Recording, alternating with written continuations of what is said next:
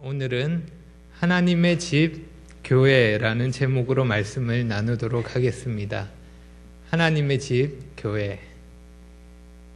이런 말이 있습니다.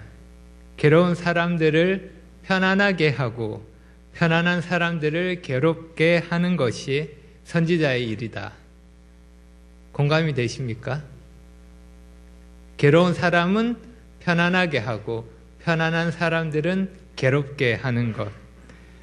어찌 보면 우리가 세상에서 말씀을 가지고 할 수 있는 일이기도 합니다. 주님 없는 괴로운 사람에게는 말씀으로 참 평안을 전합니다. 또한 세상이 주는 만족으로 편안한 사람들에게는 주님 없는 인생의 끝이 어떠한지 경고합니다.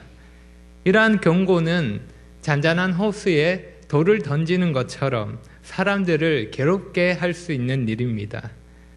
우리가 주님을 모르는 사람들에게 할 수 있는 일이기도 합니다. 그런데 우리가 말씀으로 사람에게 경고하는 일은 세상에 대해서만 하는 일은 아닙니다. 교회에서도 우리가 해야 하는 일이기도 합니다. 주님을 위한 괴로움을 잃어버리고 편안한 형제 자매에게, 아니면 주님이 주신 위로를 잃어버리고 괴로워하는 형제 자매에게 우리는 필요한 겉면으로 편안을 전하고 때로는 괴로움을 전해야 합니다.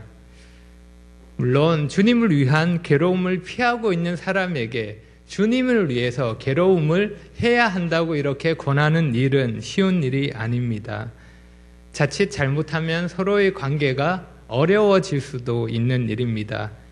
쉽지 않은 일이지만, 그렇지만 꼭 필요한 일이기에 우리는 주님의 은혜를 구하며 지혜롭게 이 일을 감당해야 할 것입니다. 오늘 말씀이 이 일을 하는 데 있어서 필요한 지혜를 더해 줄 것입니다. 우리가 함께 주님을 섬기는 지체를 권면할 때 어떻게 해야 하는지 오늘 본문에서 살펴보도록 하겠습니다. 바울이 쓴 이 편지를 읽고 있는 디모데를 한번 생각해 보십시오.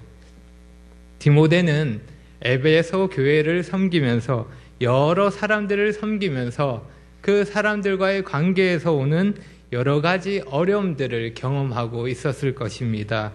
주의해야 할 것도 많았을 것입니다.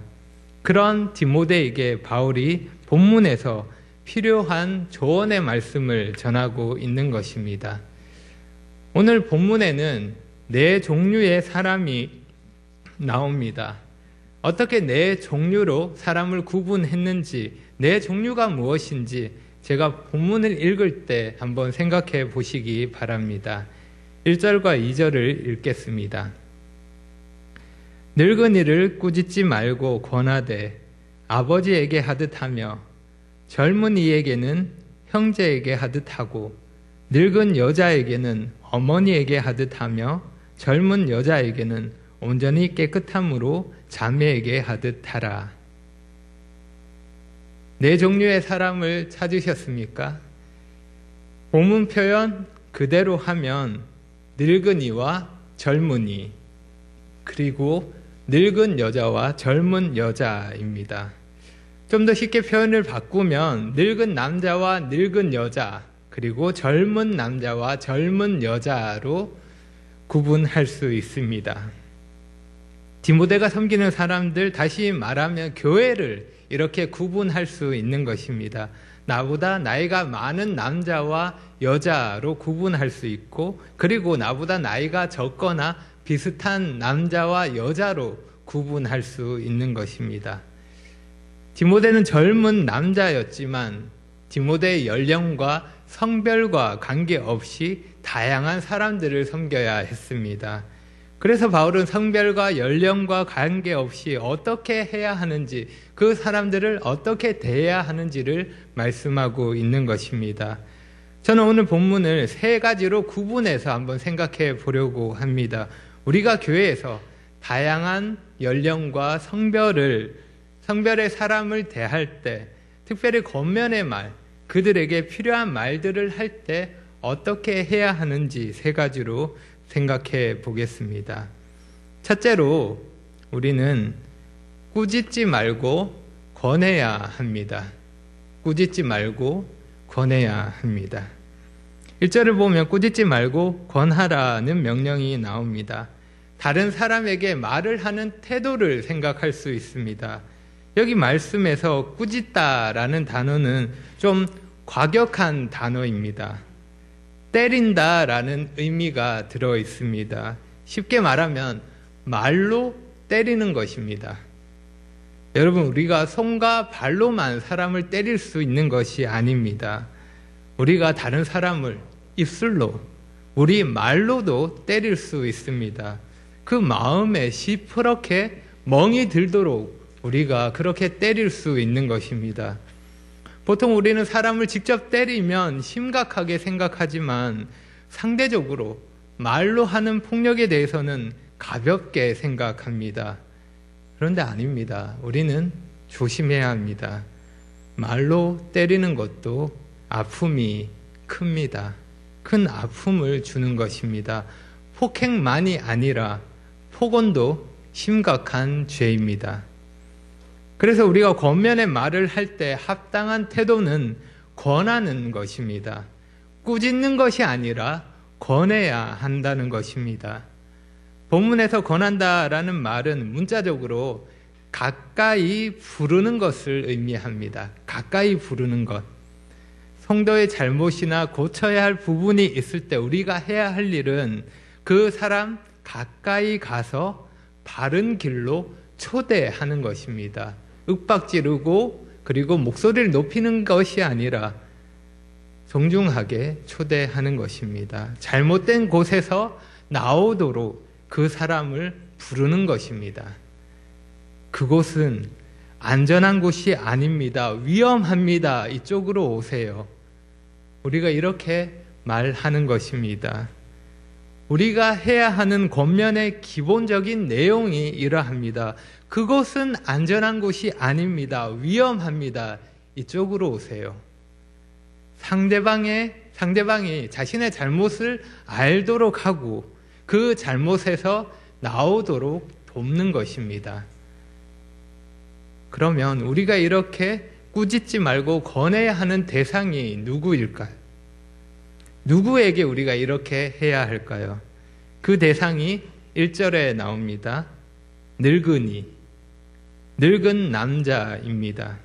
우리 성경에 늙은이로 되어 있는데 이 단어는 장로를 말할 때도 똑같은 단어가 쓰이는 단어입니다. 같은 단어가 장로로 쓰이기도 하고 여기서는 늙은 남자가 되기도 합니다. 무엇이 이것을 결정할까요? 우리 성도님들은 많이 들으셔서 잘 알고 계시리라 생각합니다. 성경의 문맥이 이 단어의 의미를 결정합니다. 이 단어가 장로로 번역되기도 하고 늙은 남자로 번역되기도 하는 것, 그 문맥에 의해서 결정되는 것입니다. 우리 성경이 이렇게 번역한 것처럼 장로보다는 늙은 남자로 번역하는 것이 더 좋습니다. 어떤 성경에는 이 단어가 장로로 번역되기도 했습니다. 우리가 누군가를 꾸짖지 말고 권해야 합니다. 누구를요? 늙은 남자. 그런데 우리가 권면해야 할 대상이 늙은 남자만은 아닙니다. 오늘 본문의 1절과 2절은 한 문장입니다. 그렇기 때문에 꾸짖지 말고 권하라는 명령은 여기 나오는 네 종류의 대상 모두에게 해당되는 명령입니다. 그래서 꾸짖지 말고 권해야 하는 대상은 늙은 남자, 늙은 여자 뿐만 아니라 젊은 남자, 젊은 여자 모두에게 해당되는 것입니다. 우리가 이런 실수를 하기 쉽습니다. 교회에서 나보다 나이가 더 많은 사람에게는 좀 조심합니다. 그런데 나랑 연배가 비슷하거나 별 차이가 안 나는 사람, 그리고 나보다 나이가 적은 사람에 대해서는 함부로 대하기가 쉽습니다. 쉽게 말하는 것입니다. 꾸짖거나 말로 때릴 수 있습니다. 우리 교회에는 다양한 연령의 사람들이 모여 있습니다. 참 감사한 일입니다. 그래서 나보다 나이가 많은 사람, 나보다 나이가 적은 사람들이 있는 것입니다. 그렇기 때문에 뭔가 지적할 만한 일이 있을 때, 필요한 말을 해야 할 때 우리는 지혜롭게 적절하게 말을 전해야 하는 것입니다. 때때로 우리가 교회 전체에게 이야기할 때가 있습니다. 특히 문자나 카톡을 통해서 이렇게 말을 전할 때가 있습니다. 그럴 때 특히 더 주의해야 하는 것입니다. 내 의도와 다르게 전달될 수 있기 때문입니다. 오해를 낳을 수 있기 때문입니다. 여러분, 내가 아무리 좋은 선물을 준비한다 하더라도 그 선물이 정말 상대방에게 유익하고 가치 있는 선물이라 하더라도 선물을 전달할 때, 우리가 선물을 주는데 걸레 대충 말아서 주면 어떨까요? 악취가 나는 더러운 보자기에 그 선물을 싸서 주면 기쁘게 받겠습니까? 그렇게 받을 사람은 없을 것입니다. 좋은 것은 좋은 방법으로 잘 포장해서 전해야 하는 것입니다.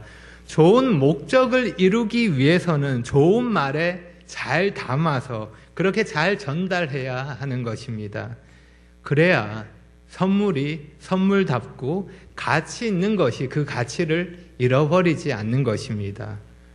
과대 포장, 실속 없는 포장, 그런 것을 하라는 말이 아닙니다. 인사치레로 마음에 없는 말을 하고 상대방 비유를 맞추라는 그런 말이 아닙니다. 상대방이 오해하지 않도록 잘 받아들일 수 있도록 그렇게 신중하고 조심스럽게 말을 해야 한다는 것입니다. 우리가 진리에 따른 합당한 교훈으로 필요한 권면들을 할 때 바람직한 태도로 그것이 이루어져야 하는 것입니다. 그냥 욕심껏 내 하고 싶은 대로 막 이야기해서 되는 것이 아닙니다. 아무리 맞는 말을 한다 하더라도 우리가 전하는 태도가 어떠냐에 따라서 그것이 완전히 달라질 수 있는 것입니다. 꾸짖는 자가 아닌 권하는 자가 되어야 하는 것입니다. 여러분, 혼자가 아니라 함께, 사람들과 함께 목적지로 가기 위해서는 꾸짖는 말보다는 격려하는 말이 더 좋습니다. 혼자 간다면 꾸짖는 말 해도 괜찮습니다. 하지만 좋은 목적지에 함께 가려면 꾸짖는 말보다는 격려하는 말이 더 좋습니다. 다음으로 우리가 권면의 말을 할 때 어떻게 해야 하는지 살펴보겠습니다. 둘째로 우리는 가족에게 하듯 해야 합니다. 가족에게 하듯 해야 합니다. 오늘 본문에서 계속 반복되는 것이 뭐뭐에게 하듯 하라라는 말입니다. 아버지에게, 어머니에게 하듯 하고 형제에게, 자매에게 하듯 하라고 말씀합니다. 교회가 주님 안에서 가족이라는 것을 기억하고 그렇게 하라는 말씀입니다. 우리가 이 사실을 잊어버리면 서로에 대해서 무관심할 수 있습니다.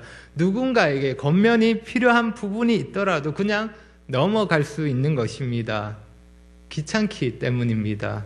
불필요한 어려움을 만들고 싶지 않기 때문입니다. 가족이라면 그렇게 하지 않겠지만 가족이 아니라고 생각하기 때문에 그렇게까지는 하고 싶지 않은 것입니다. 그리고 반대의 경우, 가족이라면 받아주고 용납했을 부분을 가족이 아니기 때문에 나쁘게 생각하고 더 안 좋게 볼 수 있습니다. 내 자녀가 문제를 일으키면 그럴 수도 있지 하며 생각할 수 있습니다. 그런데 다른 자녀가 똑같은 문제를 일으키면 교육을 어떻게 했니? 잘못 키웠느니? 이런 말을 할 수 있는 것입니다. 쉽게 그런 생각들이 들 수 있는 것입니다. 우리가 한 가족이라는 사실을 잊어버리면 어떤 상황에 대해서 우리는 더 나쁘게 보고 더 안 좋게 생각할 수 있습니다. 그래서 우리는 주님 안에서 한 가족이라는 사실을 기억하고 있어야 합니다. 잊지 말아야 하는 것입니다. 물론 우리 모두가 실제 가족과 같을 수는 없습니다. 분명 다릅니다. 가족과 교회 구성원은 다릅니다. 갑자기 성도를 실제 가족처럼 대할 수는 없는 일입니다. 우리 모두는 서로에 대한 친밀함과 가까움 정도가 차이가 있습니다. 그래서 우리가 주님 안에서 가족이 되었지만 실제로 가족처럼 느끼고 가족처럼 대할 수 있도록 우리가 노력해야 되는 부분이 있다는 것입니다. 더 수고해야 하는 부분이 있는 것입니다. 어느 책에서 한 멋진 부부에 대해서 소개하는 것을 읽은 적이 있습니다. 이 부부는 서로가 처음 첫 남편과 첫 아내가 아니었습니다. 그러니까 재혼한 부부입니다. 남편도 전 아내가 먼저 세상을 떠났고 아내도 전 남편이 먼저 세상을 떠났습니다. 그렇게 배우자를 먼저 보낸 아픔을 가진 두 사람이 만나서 결혼을 하고 다시 가정을 이루었습니다. 그런데 놀라운 사실은 이 부부를 더 멋지게 만드는 사실은 결혼한 이 부부의 자녀가 모두 11명이 되었다는 것입니다. 남편에게 6명의 자녀가 있었고 아내에게 5명의 자녀가 있었습니다. 두 사람이 결혼을 하니까 자녀가 합해서 11명이 된 것입니다. 축구팀을 만들 수 있는 숫자입니다. 한번 생각해 보십시오. 부부는 좋아서 결혼을 했지만 자녀는 어떤 느낌일까요? 어느 날 자신에게 새로운 어머니, 새로운 아버지가 생겼습니다. 여러 형제 자매가 생겼습니다. 갑자기 가족의 크기가 2배가 되었습니다. 마냥 신나고 좋을까요? 늘어난 가족으로 인해서 여러 가지 수고가 따라올 것입니다. 새로운 가족과 친해져야 하고 익숙해져야 할 것입니다. 서로가 어떤 성향인지, 무엇을 좋아하는지, 무엇을 싫어하는지 알아가야 할 것이고 서로 존중하고 귀하게 여기는 그러한 방법을 배워가야 할 것입니다. 가족이 늘어나면 그만큼 유익이 있고 즐거움이 있지만 그와 동시에 감수해야 하는 여러 가지 어려움들도 있는 것입니다. 대가족이 된 이 부부의 이야기를 보면서 저는 이것이 교회의 모습이 아닐까 하는 생각을 해보았습니다. 주님 안에서 한 가족이 되었습니다. 대가족이 된 것입니다. 하지만 아직은 가족처럼 친밀하지 못할 수 있고 서로 맞지 않는 부분으로 인해서 어려움을 느낄 수도 있습니다.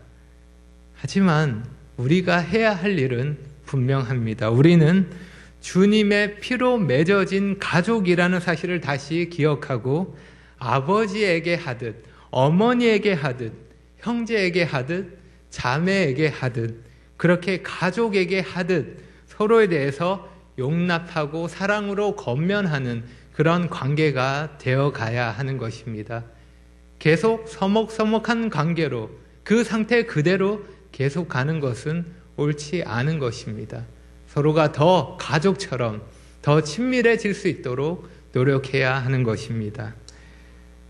우리가 교회 안에서 괜히 형제, 자매라고 부르는 것이 아닙니다. 괜히 부친님, 모친님 이렇게 부르는 것이 아닙니다. 실제로 그러한 관계이기 때문에 그렇게 부르는 것입니다.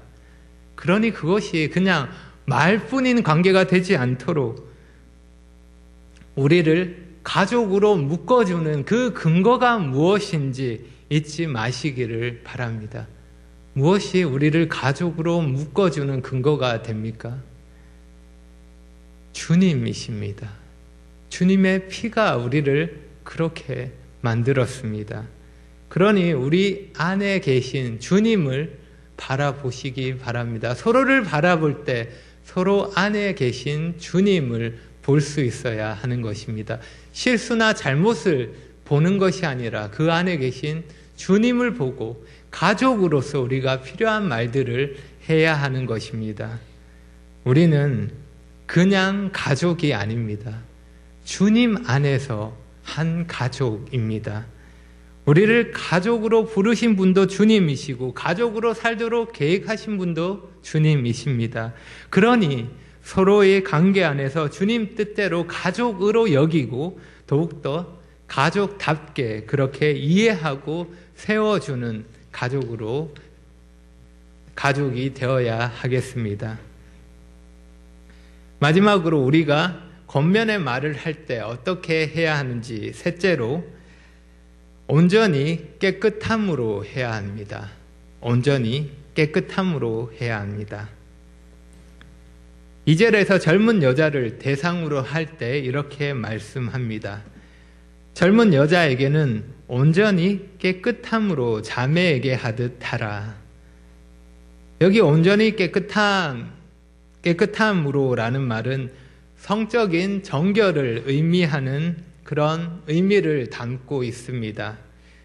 그래서 이 말씀의 의미를 생각하면 이렇게 적용할 수 있습니다.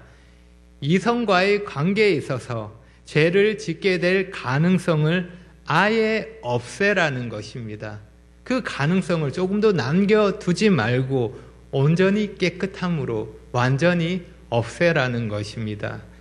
성적인 유혹에 빠지지 않도록 또 조심하라는 것입니다. 우리가 이 말씀의 원리를 따를 때 죄를 멀리 할 수 있습니다. 젊은 여자를 자매로 여길 때 존중하고 보호하고 불순한 의도를 가지지 않을 것입니다. 온전히 깨끗함으로 대할 수 있을 것입니다. 남녀 관계는 참 조심스럽고 또 위험한 관계입니다. 참 어려운 관계입니다. 잘못하면 돌이킬 수 없는 심각한 죄에 빠질 수 있기 때문입니다. 세상 갈수록 이런 죄에 대해서 관대해지고 문제로 생각하지 않습니다. 그런 세상의 흐름을 거스르며 우리는 온전히 깨끗함으로 이성을 대하고 말씀의 기준에 따라 지켜야 할 선을 넘지 말아야 할 것입니다. 성적인 농담이나 부적절한 스킨십 용납될 수 없습니다. 이성과 단 둘이서 부적절한 장소와 부적절한 시간에 함께 있는 것 용납될 수 없습니다. 이성 간에 서로 호감이 있더라도 과도하게 친밀함으로 앞서가면 안 되는 것입니다. 지켜야 할 것 지켜야 하는 것입니다. 만약 우리 청년들 그렇게 하고 싶으면 빨리 결혼하면 됩니다. 결혼해서 부부 사이에 그러면 아무도 뭐라고 하지 않습니다. 얼마든지 하라고 합니다. 부부 사이에서는 말입니다. 얼마든지 친밀함을 나눌 수 있습니다. 그래서 저도 빨리 결혼했습니다. 또 어떤 경우에는 교회 안에 형제 자매가 현실 남매처럼 그렇게 대하기도 합니다. 서로가 너무 함부로 대하고 서로에 대한 예의가 없는 경우도 있습니다. 이것도 주님 안에서 가족으로서 합당하지 않은 태도입니다. 서로에 대해서 온전히 깨끗함으로 대하는 태도가 아닌 것입니다. 우리 모두는 주님 안에서 참 소중한 존재이기 때문에 서로를 존중해야 합니다. 함부로 대해서는 안 됩니다. 내가 느끼는 욕구로 상대방을 함부로 그렇게 대해서는 안 되는 것입니다. 조심해야 하는 것입니다. 우리는 죄의 유혹에 대해서 그리 강하지 않습니다. 우리는 너무도 연약한 사람들입니다. 그렇기 때문에 조심해야 됩니다. 그렇지 않으면 정말 쉽게 죄에 넘어갈 수 있습니다. 그래서 이성에 대해서 우리는 온전히 깨끗함으로 대해야 하는 것입니다. 그리고 우리는 더 나아가 온전히 깨끗함으로 대하는 것을 모든 대상에게도 적용할 수 있습니다. 그것은 우리가 성별을 떠나서 연령을 떠나서 교회 모든 성도들을 대할 때 이기심이나 욕심이 아니라 순수한 사랑으로 대하는 것입니다. 나의 이기적인 욕심을 채우려고 그런 목적으로, 잘못된 목적으로 교회를 이용하는 것이 아니라, 그렇게 형제 자매를 이용하는 것이 아니라 순수한 사랑으로 그러한 목적으로 형제 자매를 대하는 것입니다. 사람은 자신의 목적을 이루기 위해서 사람들이 모이는 곳을 찾아갑니다. 자연스럽게 그렇게 합니다. 인맥을 넓히기 위한 목적으로 그렇게 하기도 하고 사업을 위해서, 출세를 위해서, 성공을 위해서, 저마다 가지는 목적을 위해서 그렇게 사람들이 모이는 것입니다. 그렇게 모여서 각자가 원하는 것을 얻을 수도 있습니다. 하지만 교회는 아닙니다. 교회는 그런 목적으로 모이는 곳이 아닙니다. 교회는 사람이 원하는 것을 이루어주는 곳이 아닙니다. 교회는 욕심을 채우는 곳이 아니라 주님을 채우는 곳입니다. 우리는 주님을 위해서 모이는 것이고, 우리가 모이는 목적이 주님을 위한 것입니다. 왜냐하면 교회의 중심은 사람이 아니라, 우리가 아니라 하나님이시기 때문입니다. 바울은 이미 3장 15절에서 교회에 대해서 이런 말을 했습니다. 3장 15절을 보면, 만일 내가 지체하면 너로 하여금 하나님의 집에서 어떻게 행하여야 할지를 알게 하려 함이니 이 집은 살아계신 하나님의 교회요 진리의 기둥과 터니라. 여기 하나님의 집이라는 말은 건물이 아니라 가족을 의미합니다. 교회는 살아계신 하나님의 가족입니다. 아버지가 있고 어머니가 있고 형제가 있고 자매가 있고, 그렇게 한 가족이 모여서 우리 가운데 계시는, 우리 가운데 거하시는 하나님을 섬기며 하나님이 중심되어서 그렇게 하나님이 원하시는 일을 함께 하는 곳이 교회입니다. 이 집은 살아계신 하나님의 교회입니다. 하나님의 교회입니다. 말씀을 정리합니다. 오늘 본문은 앞서 디모데에게 했던 말씀, 너로 하여금 하나님의 집에서 어떻게 행하여야 할지를 알게 하려 함이니, 이 말씀에 대한 실제적인 겉면의 말씀이라 할 수 있습니다. 하나님의 집, 디모데가 교회에서 어떻게 해야 하는지, 성도들을 어떻게 대해야 하는지를 말씀하고 있는 것입니다. 나보다 나이가 많은 성도에게 뿐만 아니라 나보다 나이가 적은 성도에게 어떻게 겉면의 말을 전할 수 있을까요? 꾸짖지 말고 권해야 합니다.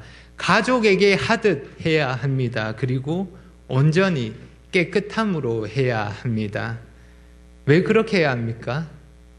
교회는 하나님의 집이기 때문입니다. 내 집이 아니라, 내 가족이 아니라, 내 소유가 아니라 하나님의 집이고 하나님의 가족이고 하나님의 교회이기 때문입니다. 하나님이 주인이시고 하나님이 중심 되시기 때문입니다. 그래서 우리가 교회로서, 하나님의 한 가족으로서 다르게 살아갑니다. 내가 아니라 하나님이 중심 되시기 때문에, 하나님이 우선 되시기 때문에 다르게 사는 것입니다. 내가 아니라 하나님이 우선되면 달라집니다. 삶에서 내가 중심이 아니라 하나님이 중심이 되시면 달라집니다. 우리의 목적이 달라지고 우리의 태도가 달라지는 것입니다. 그래서 우리가 서로에 대해서, 교회 지체에 대해서, 형제 자매에 대해서 다르게 생각하게 되는 것입니다. 어린 왕자에 보면 이런 말이 나옵니다. 내 장미꽃을 그렇게 소중하게 만든 것은 그 꽃을 위해 내가 소비한 시간이란다. 유명한 구절인데요. 이 말을 우리에 대해서 말하면 이렇게 바꿀 수 있습니다. 우리를 그렇게 소중하게 만든 것은 우리를 위해 희생하신 주님의 생명이란다. 주님의 생명이 우리를 그렇게 가치 있게 만드는 것입니다. 구원받은 우리 한 사람의 가치는 자신의 모든 것을 희생하신 주님의 생명이라는 가치가 있는 것입니다. 우리가 그 가치를 기억하고 그렇게 서로를 귀하게 본다면 어렵더라도 필요한 권면을 할 것이고 또 사랑으로 서로를 용납하게 될 것입니다. 그렇게 성도를 대하는 나의 말과 행동이 달라지게 될 것입니다. 기도하겠습니다.